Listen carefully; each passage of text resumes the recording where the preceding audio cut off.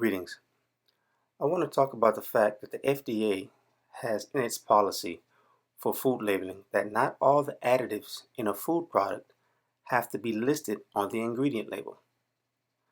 Let me say that again. Not all the ingredients in a product that you buy at the store are required to list all of their ingredients. Now, the rationale for this is that if the added ingredient has no technical function, meaning it does not technically qualify as an ingredient. Now, I actually did a video almost 2 years ago where this fact was mentioned. I did this video because at one time I used a product called Truvia because it was labeled as non-GMO. But upon further research, I saw that they used GMO corn to create the yeast product that they in turn used to create the erythritol, which is a sugar alternative or a form of sugar. Now, I revealed this on the video, and right below the information I was sharing with the viewers, the manufacturer stated plainly that the additives that they used to assist in the processing of their products did not have to be listed. Okay, that was 2 years ago almost. Now, I assumed that these processing aids were actually sub-ingredients that were not, or rather, that were in the particular spices and seasonings, or purifying salts, or charcoals for filtering certain types of foods. Although I'm not surprised to find out that some of the things that they're not listing are very active upon the product that they use them in, and in some of the additives, residues remain in the finished product, and the FDA allows a certain amount of what they call residue to remain. So it's in the finished product, but it can go unlisted because of the FDA regulations. One of these processing additives not listed on the ingredient labels of the products it's used in is an enzyme called transglutaminase. Fam, this stuff is called meat glue because it actually binds the meat together on a molecular level. It's considered to be a protein cross-linking enzyme that's used to bind flesh and also in some bakery products as well. Now here's a video showing the power of this enzyme. In here I've included snippets, but the full video link is in the description box. So what happens is he cuts up a piece of steak into different parts and he binds it together with yarn into a chuck piece.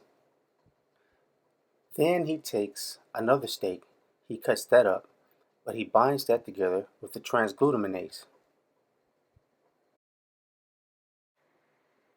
He has to wear a face covering because the ingredients or the package says you cannot breathe the powder. He applies the transglutaminase to the beef strips, and then he layers the meat together and seals it. So he now has the two pieces, the one strung together with yarn and the other strung together, or rather the other placed together, sealed with the transglutaminase, the enzyme. Once he cuts them, after he's cooked them, we can see that the one twined together has separations. The one that the meat glue was used on looks like one entire piece. There's no separations in it. He then puts it together side by side, and he can separate the one that was put together with twine or with yarn. The separations still occur within the meat and it falls apart, but the one with the transglutaminase still holds as one piece. Now we see how this man added transglutaminase and the meat combined into basically one loaf. So what other meats do you see that have this smooth, fused together look?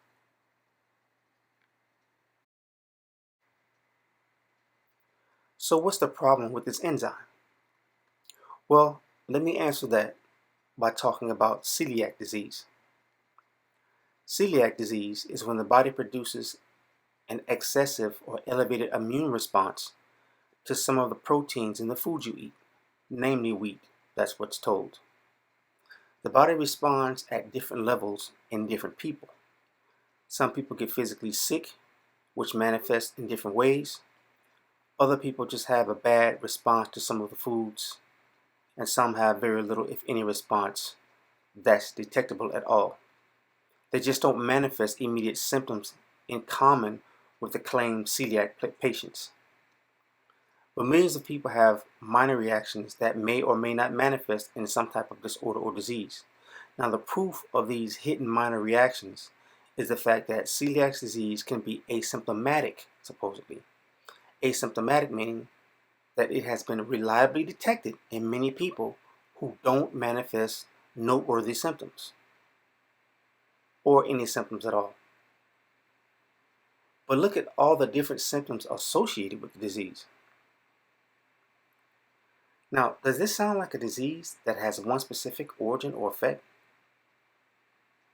It is at least a general dysfunction that can manifest in any part of the body as a result of consuming chemicals that can change the programming of the body's cellular coding. If you remember nothing else, fam, remember that.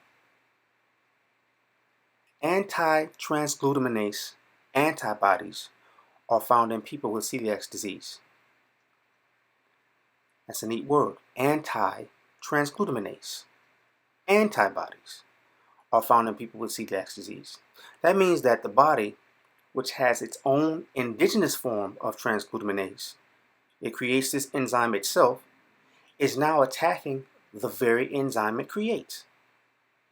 Is it possible that the body is sensing too much transglutaminase and now sees it as a threat? Is the body confused by the artificial invasion of the man-made enzyme? And as it attacks the man-made transglutaminase, it also attacks its own enzyme production system in the process, causing this disease or a similar disease which has as its identifying marker anti-transglutaminase antibodies. It's something to think about, fam. Very seriously. But until the next video, peace. If you learned from this video, help support the study and time to bring this knowledge to our community. It does take time and effort to be concise and as accurate as possible so that we can stay abreast of important health information and techniques. Please visit the site and follow these links.